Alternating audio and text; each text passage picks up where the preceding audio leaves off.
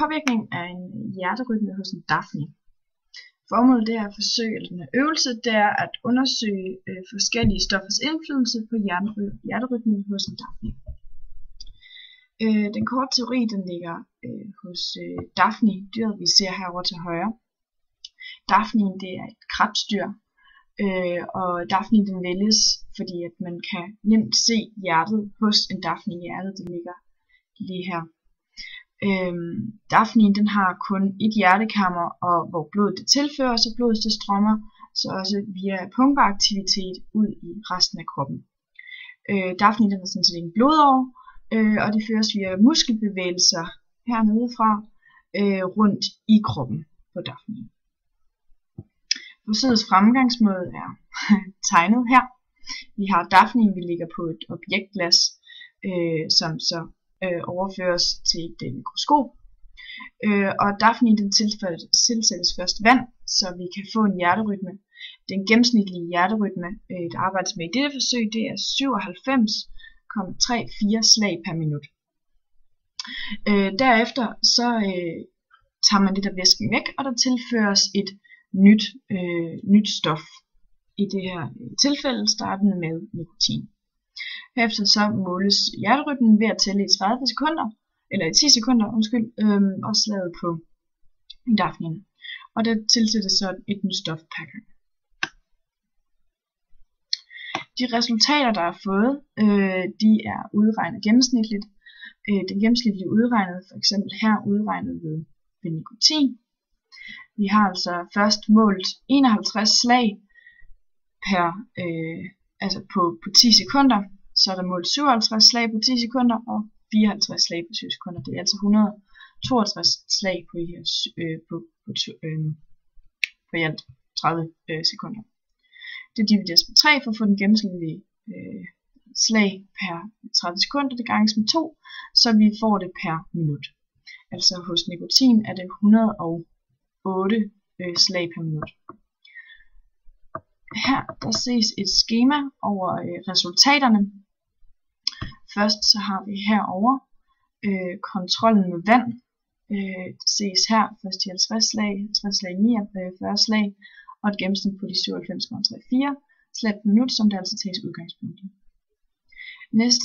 Næste efter tilsættes der nikotin, hvor vi kan se, at der sker en stigning i hjerteslagene hele vejen hen, og vi altså får en god stigning på 108 slag.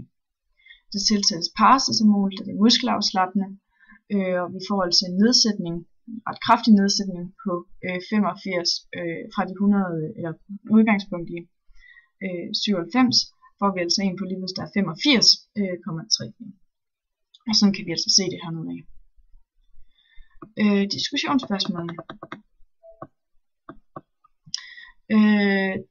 Den gennemsnitlige hjerterytme hos Daphne, den er altså her i det her forsøg, målt til 97,34 slag per minut. Og det er altså det forsøget så udgangspunkt i. Det her hjerterytme, den kan man dog ikke tage helt udgangspunkt i, hvis man skulle se det i naturlige omgivelser.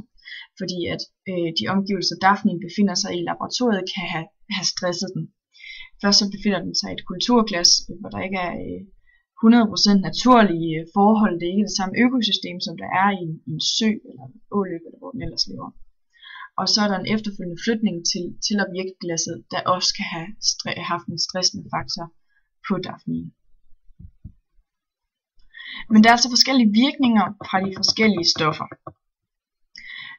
Vi kan her se, at der er tilsat nikotin til at starte med. Der er taget udgangspunkt i vand som det naturlige eller neutrale stof, og hvor der altså var en hjerterytme på 97,34 slag per minut. Nikotinen den er fortyndet 10 gange af 0,4 mg opløsning på 100 ml. Hjerterytmen den er steget til 108 slag per minut fra de 97,34 slag per minut, altså en stigning på 10,95%. Det nikotin gør, det er, den går ind og så blokerer den receptorerne, som her er set.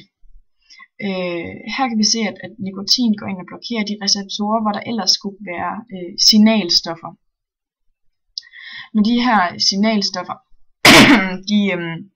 de blokeres, så kommer der altså ikke noget signal igennem, og vi kan ikke få noget aktionspotentiale, hvilket medfører den her højnende puls. Vi kan også se her på tegningen, at når man så har vendet sig til nikotinen, så er der pludselig flere receptorer i vores synapsespidshoved. Og altså der kan nu komme et signal igennem. Det næste stof, der er tilført, det er paracetamol, 150 mg per 100 ml. Ved tilsætning af paracetamol, der falder hjerteslagene til de her 85,34 slag per minut. Og også igen taget udgangspunkt i de 97,34 slag per minut. Det er altså et fald på 12,32%. Der er observeret ved dafnin, at de her mavebevægelser, der er, eller børstefødderne, de bliver beroliget, så der sker en muskelafslapning. Det der sker, når man tilsætter paracetamol, det er, at det er et smertestillende middel. Det vil sige, at det blokerer her for prostaglandin. Prostaglandin, det gør nerverne mere følsomme, og når vi blokerer det, så får vi for det første ikke helt en smerte, som her bevist, men vi bliver altså også muskelafslappende af det. Efterfølgende så er der tilsat koffein, 44 mg per 100 ml. Og ved tilsætningen af koffein, der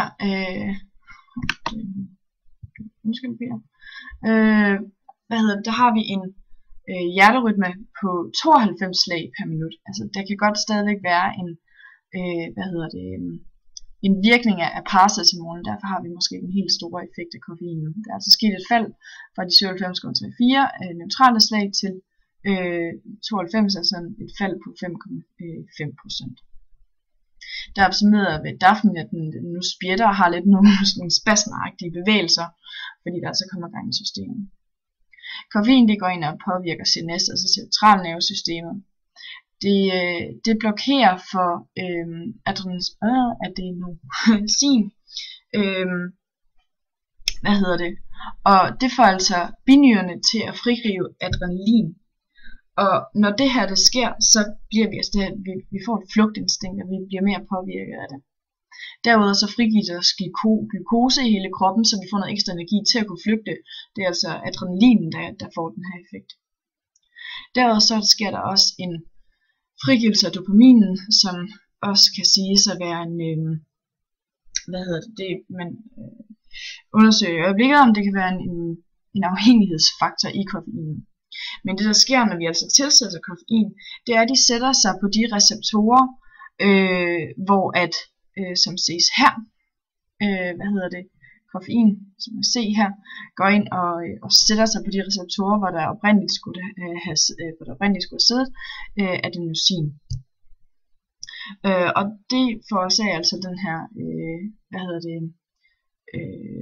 at adenosin ikke kan sætte sig. Adenosin det er normalt sådan sløvende middel, og når det ikke kan sætte sig, så kan man altså ikke sløve ned. Man kan ikke sådan, altså adenosin, de hjælper kroppen til at være beroligende. Og det kan altså ikke ske, når koffein går ind og blokerer, for at adenosin kan sætte sig. Til slut er der tilsat en 0,5% opløsning af etanol. Og ved tilsætningen af etanol, der sker der også et fald i hjerteslagene fra de 97,34 slag per minut til 92,6. Det kan altså være, at der stadigvæk er en påvirkning fra paracetamolen og eventuelt en eftervirkning af koffeinen, da det ellers skulle være beroligende. Men alkoholen eller etanolen, den går altså ind og binder sig i de her GABA-receptorer, der er. Og når det sker, så påvirker det altså nogle ionkanaler, og det forårsager altså, at vi har noget calcium, der går ind i cellerne for en meget negativt ladet celle. Det vil altså sige, at aktionspotentialet ikke bliver opnået, fordi at cellen har et negativt indre. Kan se herovre. At når alkohol tilsættes, så får vi et meget, meget stort flow af vi får en negativ, så nu kan jeg ikke huske, hvad det hedder, CA+. Og det påvirker, eller når vi indtager alkohol, så påvirker vores respiration og vores vågenhed. Det vil sige, at vi bliver sløvet af det, fordi at, altså, aktionspotentialet kan ikke gå igennem. Der er også yderligere lavet et søjlediagram over hjerterytme hos dafnierne. Det ses her. Vi kan se, at hos nikotin topper hjerterytmen, og der sker en nedsætning af hjerterytmen ved paracetamol. Det stof, der har størst effekt på dafnin, det er paracetamolen. Der er altså sket et fald i hjerteslagene på hele 12,3% fra de gældende 97,34 slag per minut. Det kan så også have en betydning for en vedvarende påvirkning af stoffet. Hvis altså dafnin bliver ved med at lægge det her stof, bliver ved med at tilsætte et af stofferne, vil det altså ligesom hos mennesker have en dødelig effekt. Kroppen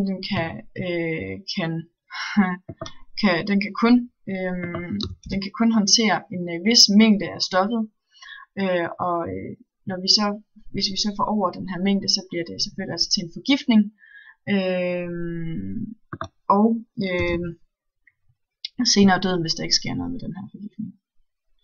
Praktisk anvendelse kan være, at hvis man tilsætter stoffet i menneskekroppen eller andre kropper, hvis man tilsætter stoffet, kan man se, om stoffet har en opkvikkende effekt eller en sløvende effekt, hvilket kan bruges til behandling af sygdomme. Eventuelle fejlkilder.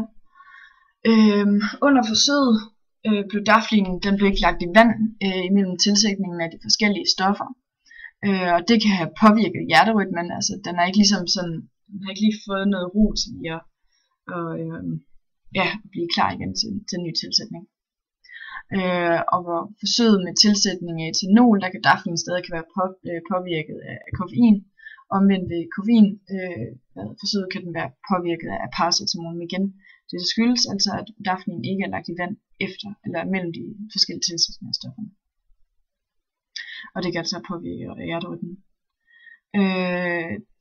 Dafnin fik ikke lang tid til at tilpasse sig imellem de forskellige stoffer. Altså den fik højst et minut til lige at tilpasse sig de forskellige miljøer. Den her mangel af tilvænning kan have givet fejl i hjerterytmen.